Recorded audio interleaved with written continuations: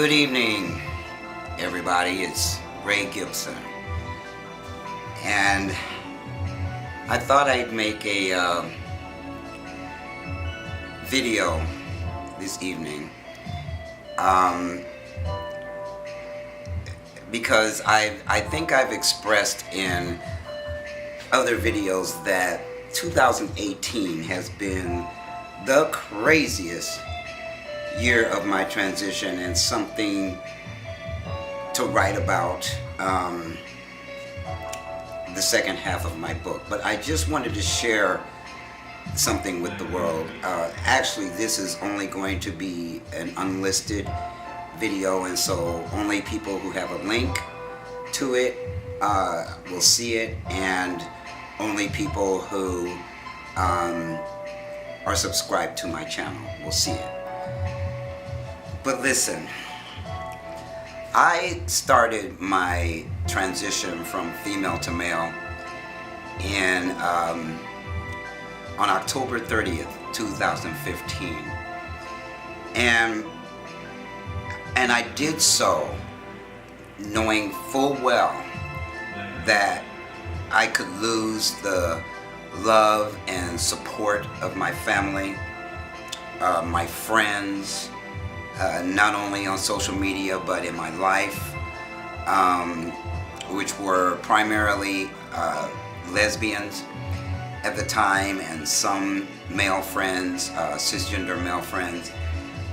And when I did it, I knew that it would cause my family to go into transition with me, which is something that happens to all of us, and some are more fortunate and less fortunate than others to either have their family just completely go crazy on them, calling them an abomination, throwing all sorts of church stuff at them, throwing their personal opinions about their transition at them, and disowning them, kicking them out of the house if they're living with their parents, or any other of their family members who don't understand why we do this, why it happens, why there's just a lot of questions and a lot of things that happens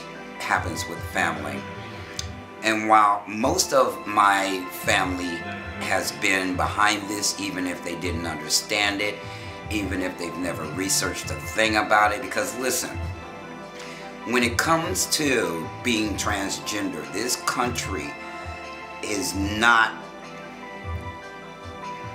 supportive in the area of going out on the internet and researching what we are about. Usually we're one in a family, in a large family, network of families, and they don't have any motivation to go out and research what this is about, who we are, what kinds of things happen during our transition and whatnot. So in a sense, we end up ostracized and isolated from our family. And so let me tell you what happened. The end of this year, well, actually the middle of this year, my therapist and I talked a great deal about my relationship with my father, and how I so very much wanted him to not be uncomfortable about me transitioning from female to male. When it came to changing my name, which were names that they gave me when I was born, to, being considered his son, things of that nature that I really, really wanted to happen. And but it took a long time for some of my older family members to get on board with this, and some of them haven't even. They still dead name me, they still misgender me, which means calling me the wrong pronouns. My pronouns are he, him, his. I'm not your niece, I'm your nephew. I'm not your daughter, I'm your son. I'm not your aunt, I'm your uncle. I'm not your mother, I'm your father. Things like that. And it takes some people a very, very long time because they don't have a support system like we do to go through this transition with us. So they're kind of talking amongst each other, but it's like the blind leading the blind. Because they don't know what they're talking about. They don't know what they're dealing with. They don't have the terminology that we do. They just don't research this. Pretty much like when I thought I was a lesbian, I went through something very similar. But in this climate right now, it's very much isolating to become a female to male. Because see, the media is all about male to females. They're not looking for us. They don't know we exist. They don't know our narratives. They don't know our stories. And the media is just all hyped up about trans women because of the way society is. I just saw a video of a woman, a pro-black woman, who was talking about why aren't trans men being talked about. And there's a very good reason why. I put a link to a gentleman that created an article today and put it out on the internet, and it's very long, and I read all the way through it, and it explains why, all the whys of trans men not being in the media, not getting any press, not getting any attention. That's why on my other channel, there's a lot of us that are beginning to wake up to the fact that we are the invisible men.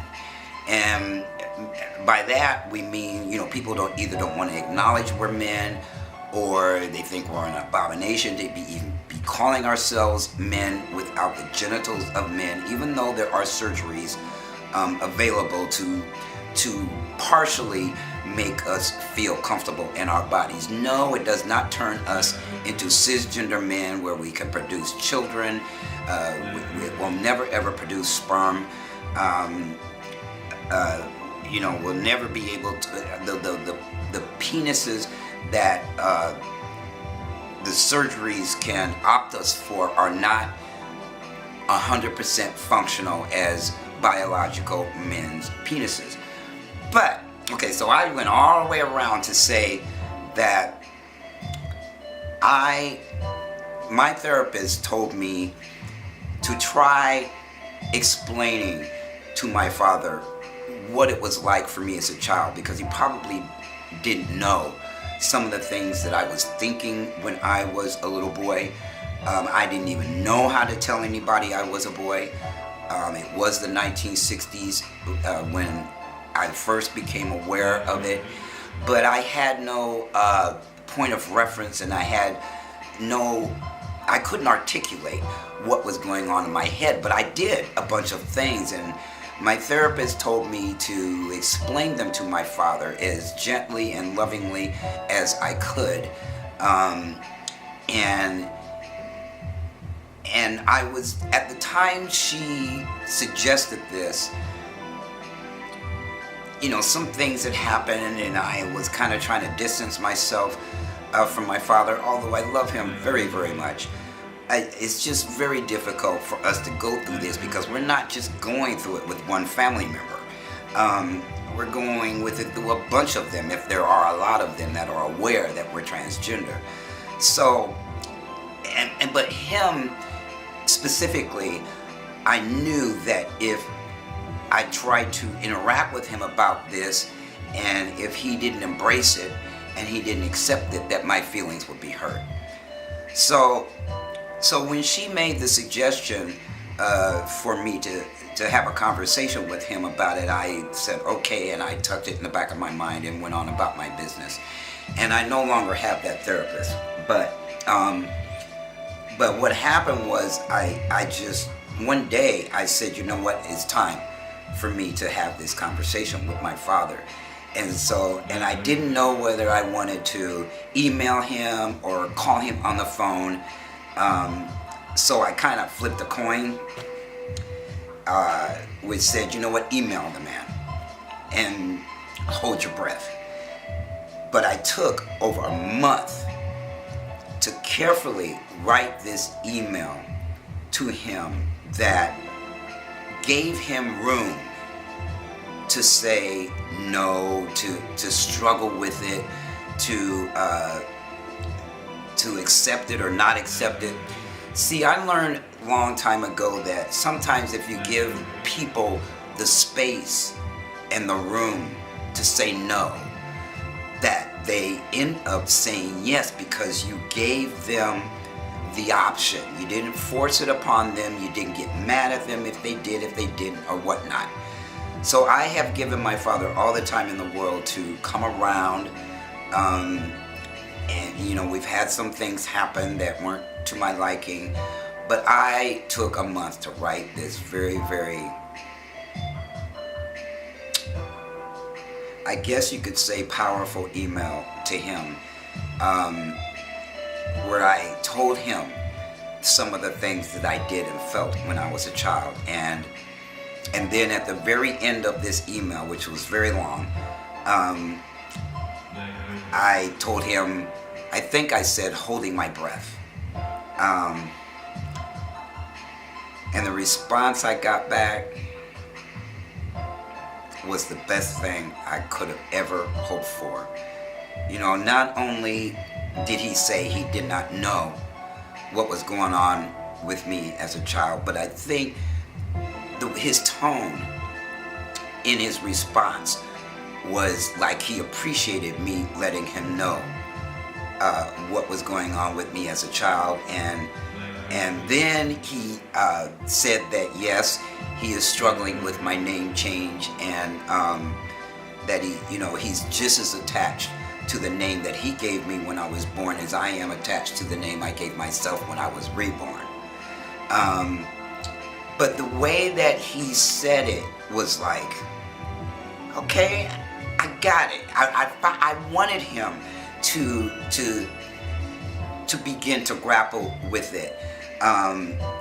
But then he said, but no matter what, and he used both names, no matter what you call yourself, no matter what I think of you in my head or your name or whatnot, I love you either way.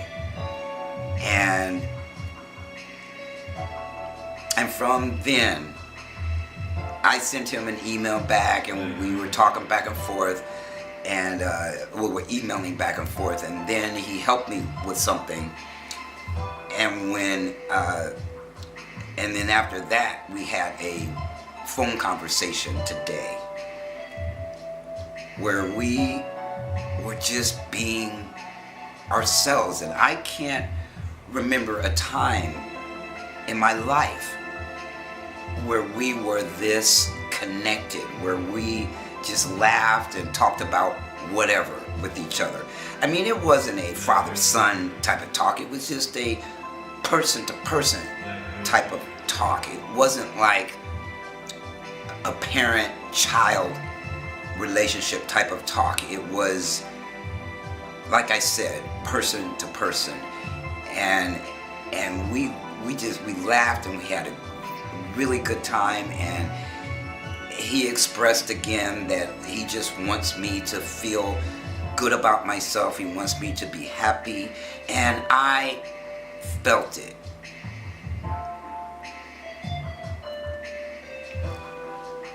To the bottom of my heart,